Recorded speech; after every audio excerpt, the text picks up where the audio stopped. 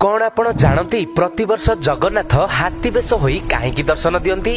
जणे साधारण भक्त से तार भक्ति रे बदलई देला प्रभु जगन्नाथंकर दिव्य स्वरूप को। से प्रभु गणेशंकर जणे परम भक्त थिले।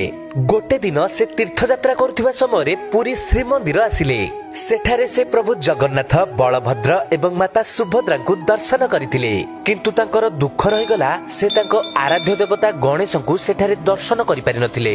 मनरे दुख रखी से सेठारु फेरी जाइथिले। फेरिबा बाटरे तांकर एक ब्राह्मणक सह भेट हैला। से ब्राह्मण को तांको दुखर विषय जणाइले।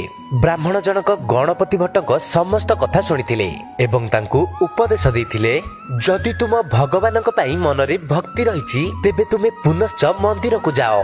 ब्राह्मणक कथा मानि से श्रीमंदिर फेरिथिले। आउ जेमिति से मंदिर भितरे प्रवेश करथिले तांको सब चमत्कार भली लागिथिला। प्रभु जगन्नाथ एवं बलभद्र हाथी बेश होई तांको दर्शन देथिले। सेबेठु देवस्नान पूर्णिमा परे तिनि प्रभुଙ୍କୁ हाथी बेशरे सजा जाए।